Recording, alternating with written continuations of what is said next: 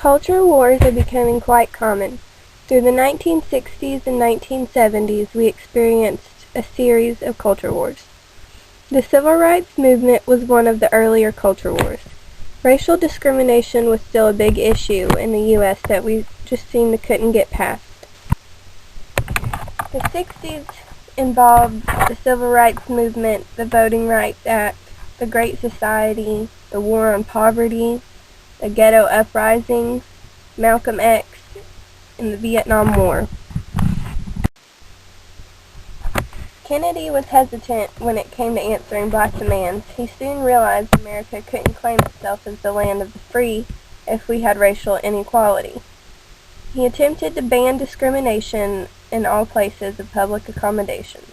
Kennedy was killed and Lyndon Johnson became president.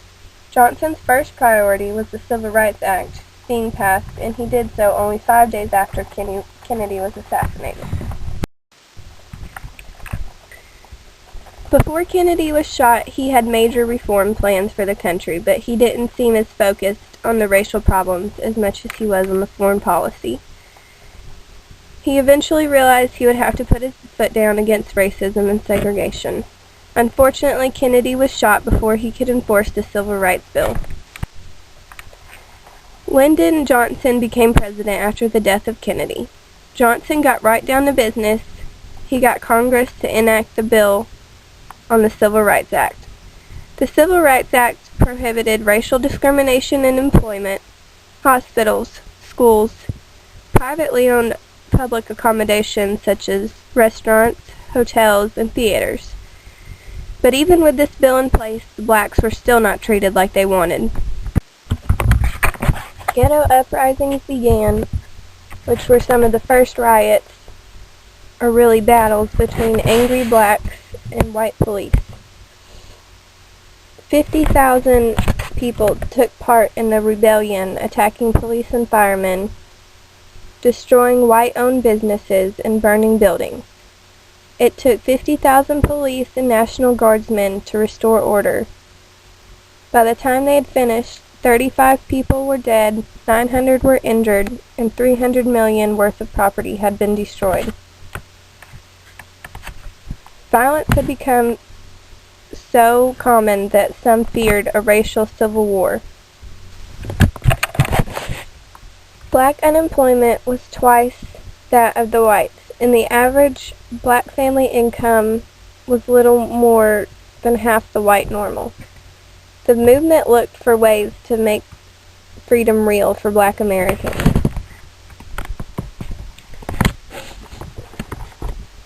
King launched the Chicago Freedom Movement with demands quite different from its predecessors in the South. It was an end to discrimination by employers and unions, equal access to mortgages, the integration of public housing, and the construction of low-income housing scattered throughout the region. King came up with his own tactics, such as marches, sit-ins, and mass arrests, but these proved ineffective in the face of the North's less pervasive but still powerful system of racial inequality.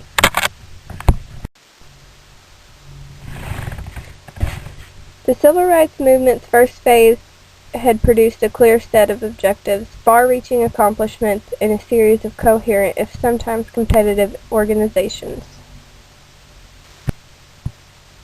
Malcolm X wasn't the most loved guy, but one thing that stuck with the blacks about him was that he said they should rely on their own resources.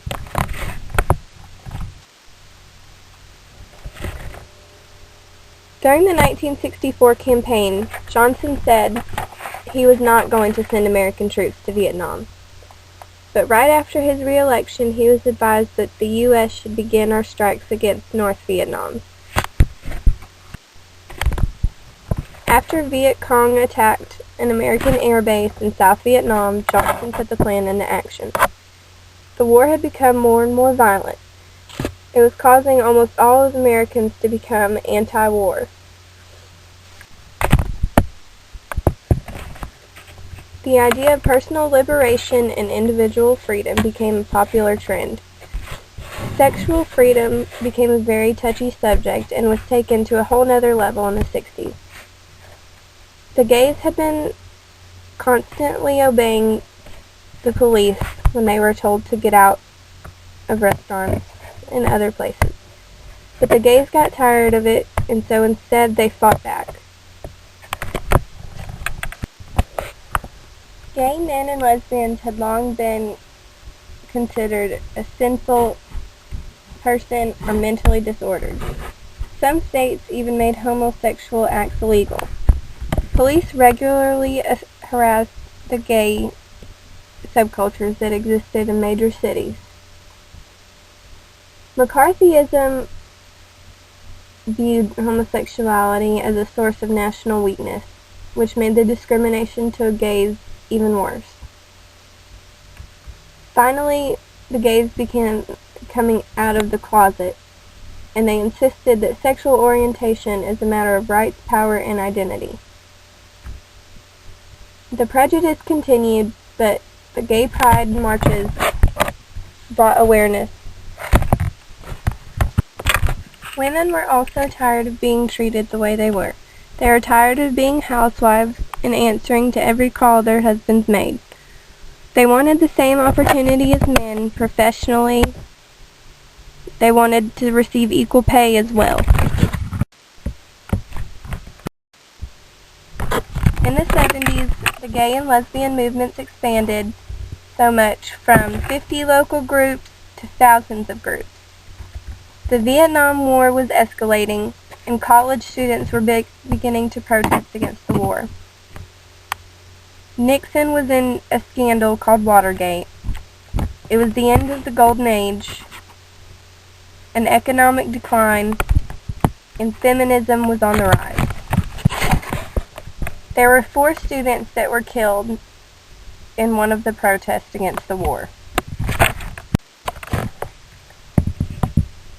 This is a picture of one of the students laying beside her other fellow student that was killed. Vietnam veterans were even protesting against the war. They were tired of seeing all the deaths that had been occurring. During Nixon's campaign, he stated that he had a secret plan called Vietnamization. This plan was that American troops would slowly withdraw while the South Vietnamese soldiers were continuously bombed so that they would end up wearing themselves out. But this didn't solve any problems of the war. If anything, it was going to make them worse.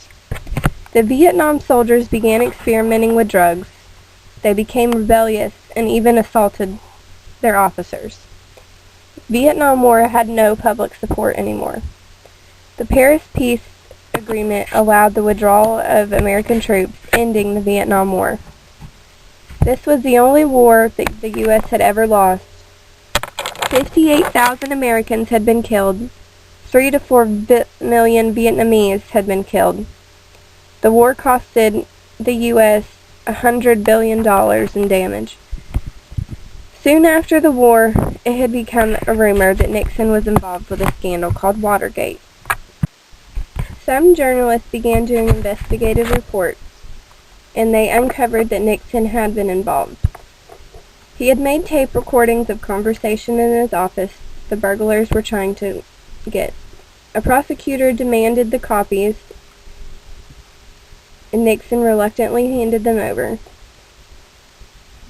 They had figured out that he had become involved afterward in authorizing payments to burglars to remain silent, and ordered the FBI to halt its investigation. Nixon was going to be impeached, but before that could happen, he resigned.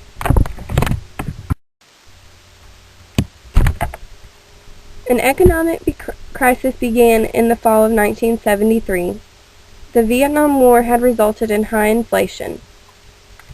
There was a brief war that broke out between Israel and neighbors, Egypt and Syria. Middle Eastern Arab states quadrupled the price of oil and suspended export of oil for several months, creating an oil crisis. Cars were backed up at gas stations because there was no gas.